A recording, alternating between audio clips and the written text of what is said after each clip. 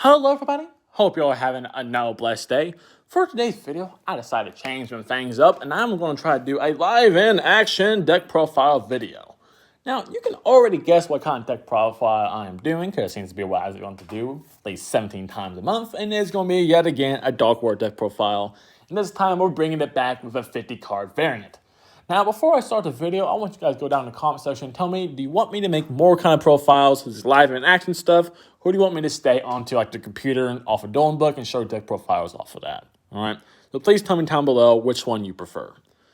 But without further ado, let's jump into my Dark Warrior deck profile, which I feel like is the best version of Dark Warriors. Yes, I'll say it again, the best version of Dark Warriors that you can currently play in today's meta in Yu-Gi-Oh!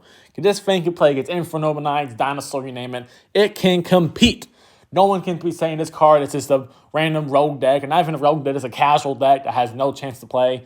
It can play. All right, and that's what I'm going to be showing you guys in today's video.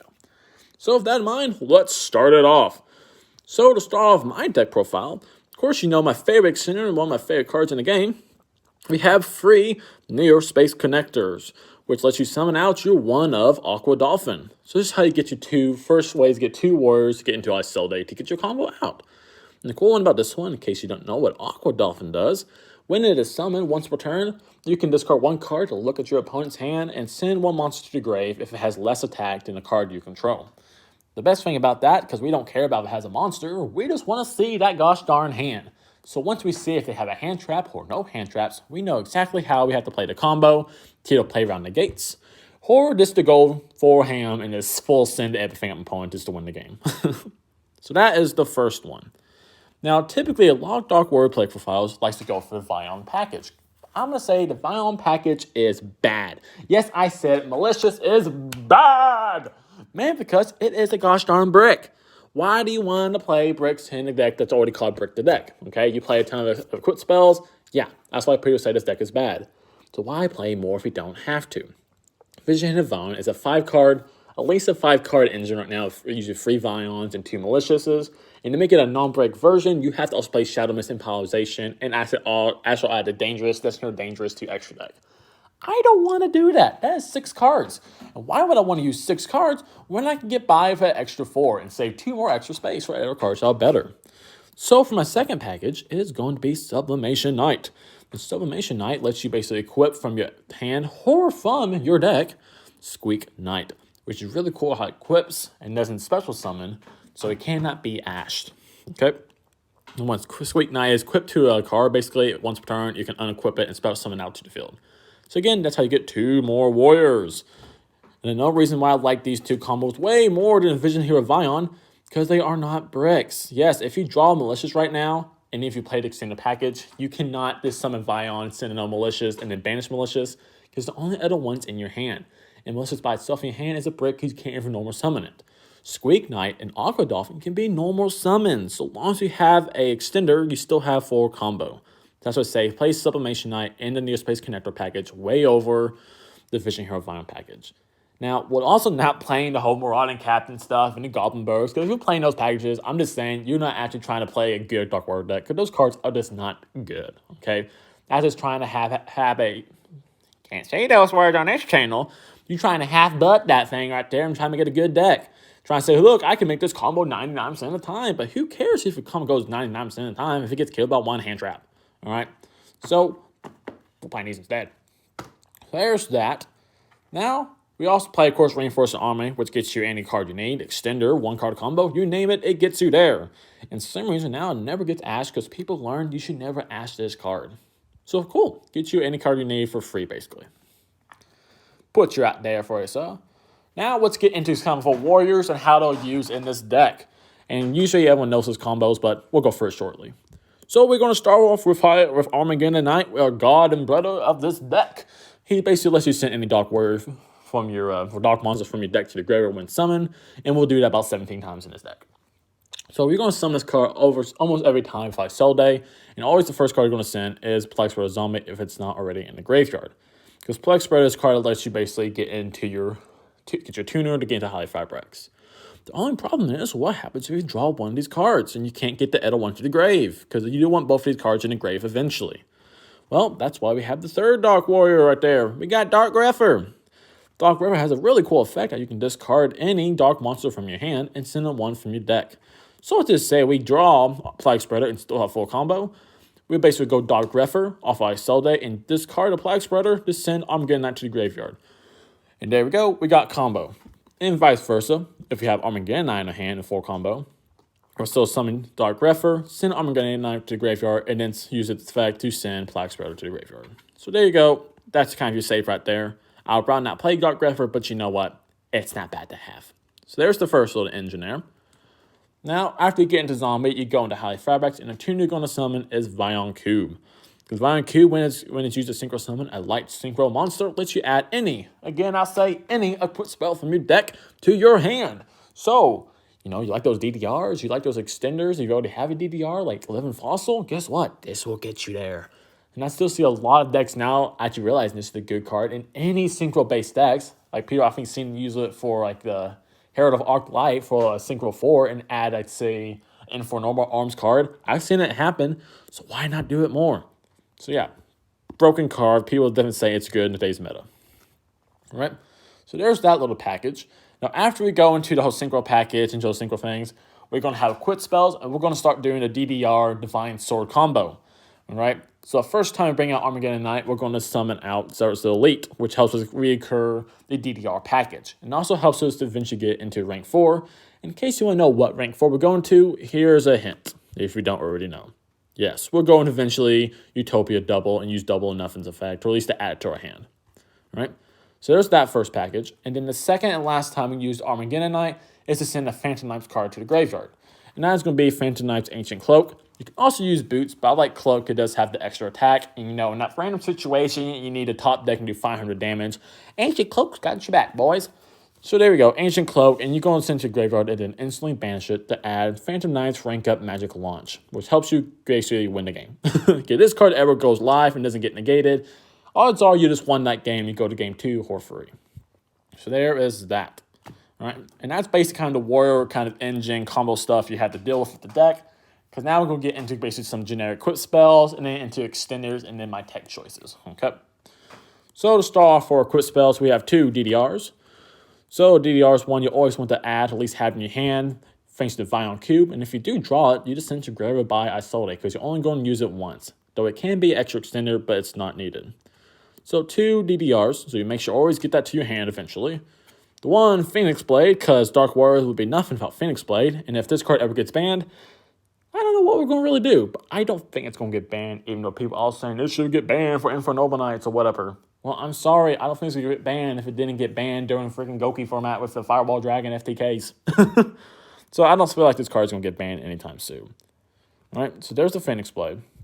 Then I'm playing a card I haven't played before in this deck, and that is Living Fossil, which I always say you should play Moon Mirror Shield and Horned Unicorn, but I'm actually not playing either of those cards because it's actually not needed in this version of Dark Warriors.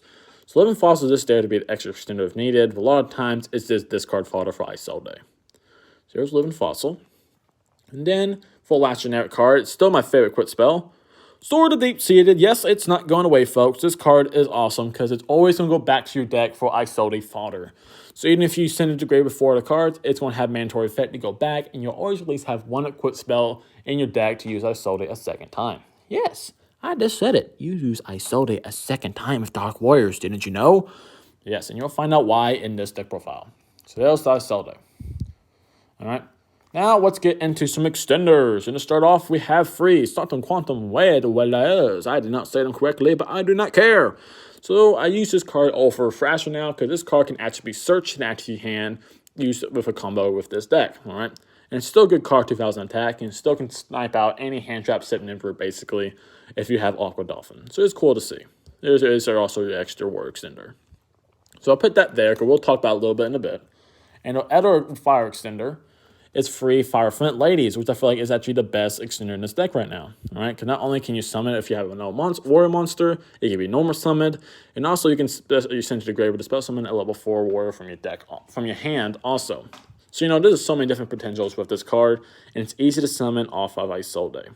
And I'll put you right there, because the next 6 cards for extenders is all about getting these cards into our hand easier. And we're going to play Info Noble Knight's kind of small package, which is the heritage of Chalice, if you haven't heard of, lets you add any Noble Knight and Noble Arms card, which just turns out can also target Info Noble cards. So Info Noble Knight and Info Noble Arms cards from your deck to your hand. So this card basically lets you then add our best equipped spell, Info Noble Arms Durandal.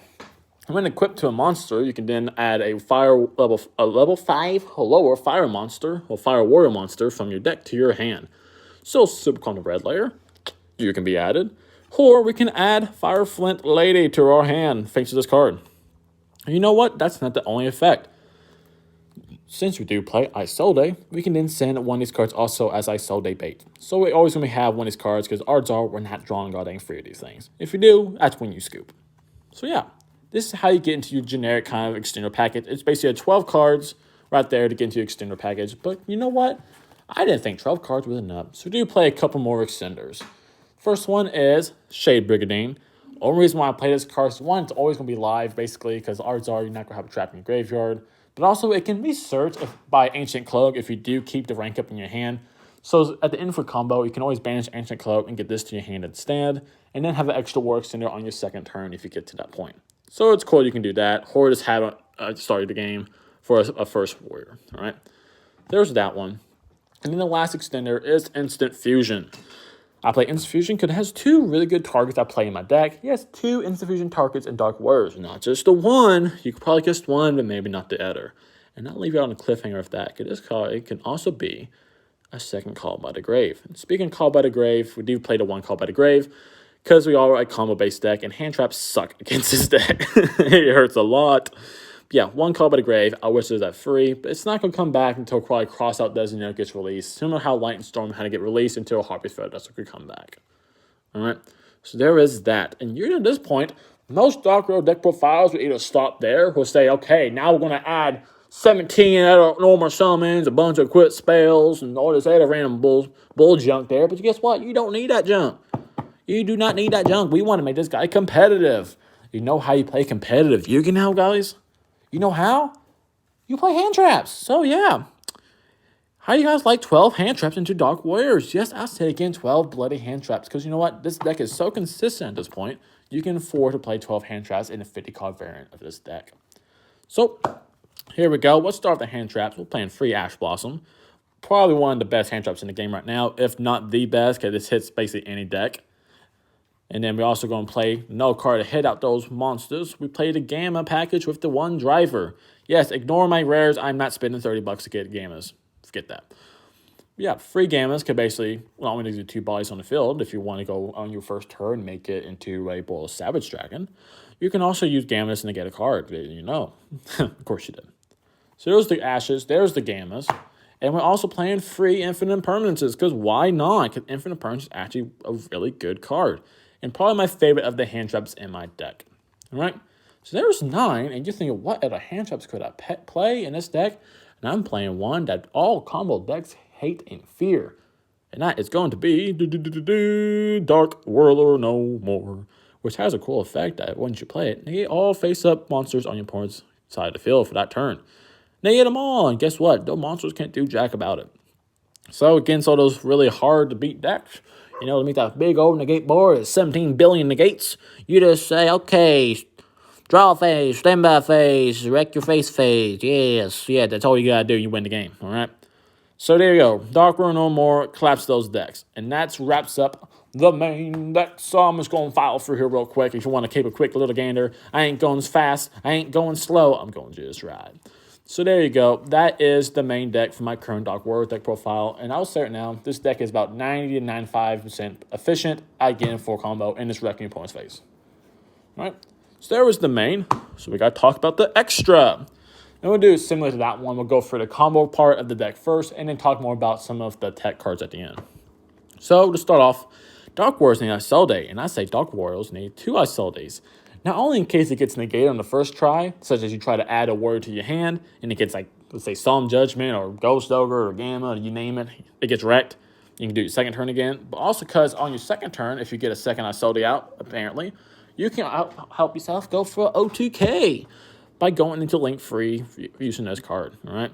And also good to add some Super Quantum Relayer to your hand eventually as you see some other tech choices in this deck. So there's our first 2 extra deck cards. I sold these. Now, after I sold it, you get Plague Spreader by Armageddon Knight and get your tuner, and you get High Fibrex to basically get out to Violent Cube. But wait, folks, it does not end there. You also use High Fibrex effect to get out a certain tuner eventually from your deck that helps you also go for OTK on your second turn. Yes, didn't you know you could banish High Fibrex to get out a synchro tuner from your deck and not just use it for Link Ross? We didn't know that, folks. Yes, we did. A lot of people don't do that because, they like to get the hair to Arclight. Yay.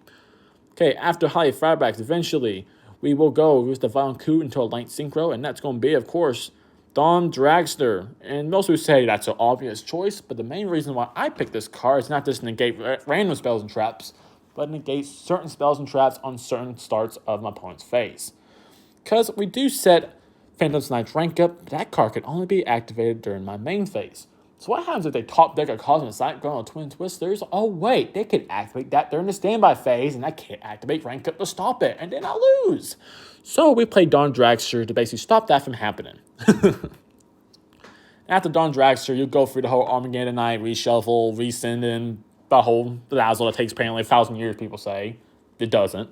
But eventually your rank 4 is going to be Utopia Double. And Utopia Double, if you're going for OTK on that turn, you go out for Utopia and attack for 10k, and that's usually going to be game. But if you're not doing the OTK, you're actually playing the negate board going first, you're going to use Utopia Double to get into Utopia Kaiser. Kaiser's effect then to special summon out Big Eye, because Big Eye, once you use the Phantom Knight's rank up, on your opponent's turn, lets you summon out Kali Yuga. And Kali Yuga, folks, I don't know how many times I have to tell you guys, it is filthy broken. I know my gamer is not focused. Hello, you want to focus for me? Not really. Oh, there is, a little bit focused. But this card is filthy broken because basically once it's summoned, all other cards on the field are negated. All other cards on the field are negated. Yes, they can activate from the grave or from the hand, but a lot of decks do not really have good effects. That's going to kind of break the boards at that point. All right? So odds are they're going to set some cards in the back row and set a monster and pass turn. But you know what? If they set cards in the back row, it has a second effect. Once per turn, you can attach one card to destroy all other spells and traps on the field. So, those setting those summon strikes to those evenly matches, those there can only be ones, just say forget about it.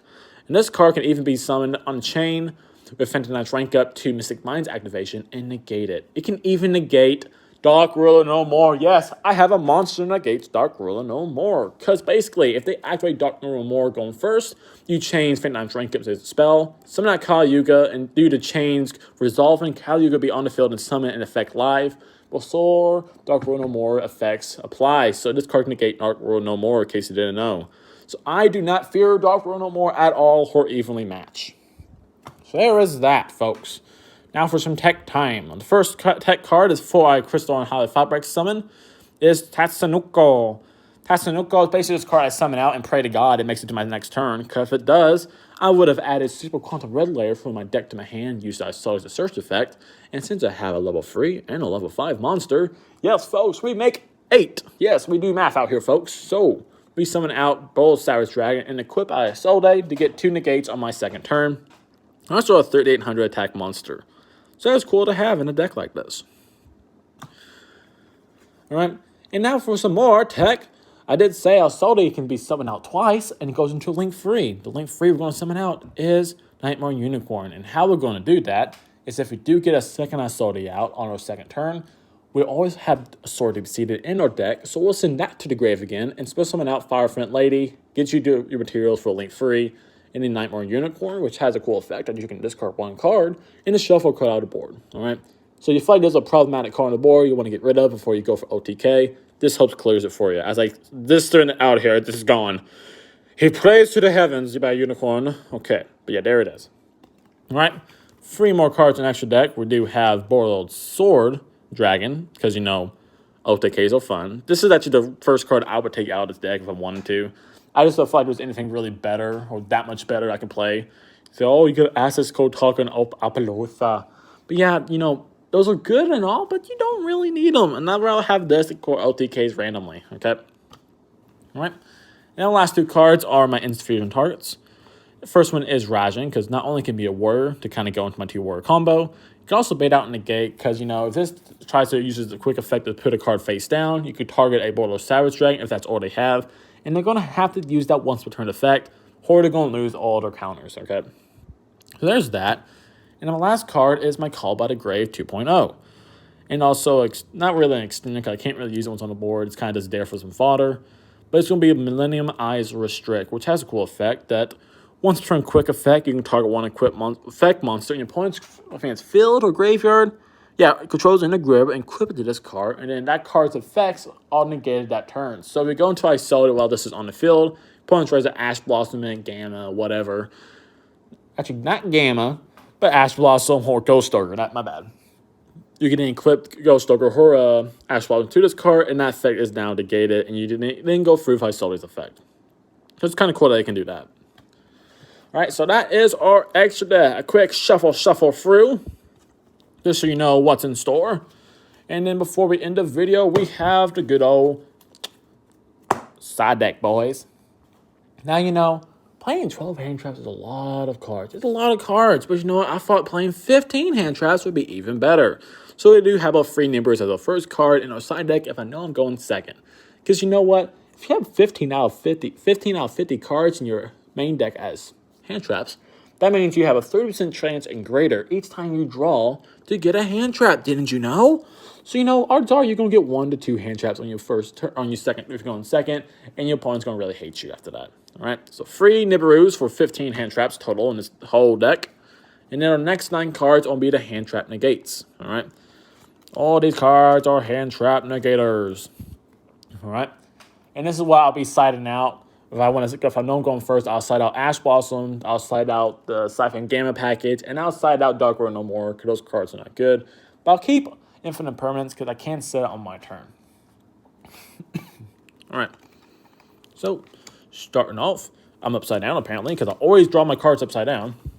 We have free Drag Downs, which is a first way to get rid of Nibiru, the Primal Being, because you know Call by the Grave cannot touch that goddamn thing. So if you do have pretty good hand, you can activate this right off the back. But usually you have to wait till after you go into Isolde, which is kind of sketchy at that point. But if you do get Isolde's effect to resolve firstly, you can then drag down to worry about those hand traps later. So yep, so there you go. There's your drag down. You don't have to worry about your opponent drawing a card, but you know, that's just RNG. Next free, again, scratch your throat here, folks, is free exchange. No Nibiru killer, no Gamma killer. It kills any hand traps. And I don't have to worry about my opponent drawing the cards. Reason why I side out my other 9 hand traps, because I don't want to give my opponent a hand trap. But wait, why won't you give your opponent your infinite impermanence? Well, guys, you know, you can set trap cards. Yeah, set trap cards. So I'll just set infinite impermanence if I draw exchange before that hand. And then I'll give them a card like Firefront Lady, Horror, Sick, a Living Fossil. Say, here you go.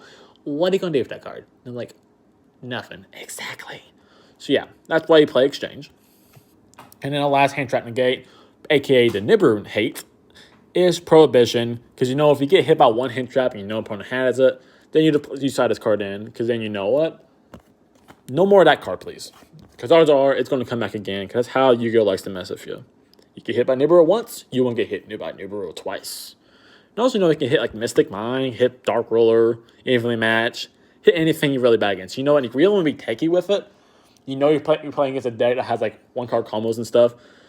You know, let's say like dinosaurs and say, okay, Soul Eating Raptor or Miscellaneous. You know, do something like that. You know, it's a really cool card. All right. And the last 3 cards are a back row hate, because we hate Mystic Mind. God dang, I wish that card was banned. If Mystic Mind is banned, I'd probably not even play these 3 cards. But the first one is 2 Cosmic Cyclones for Mystic Mind. And then the one, you know it, you love it, Heartbeat's Feather Duster. All right? Because you know what? Any card that says destroy your opponent's spell and traps, or magic and traps, is a pretty good card. All right? So that is our side deck. And that is going to do it for a full deck profile video with the main deck. With the side. Yeah, this is side. Extra deck. And then with the side deck lastly. All right?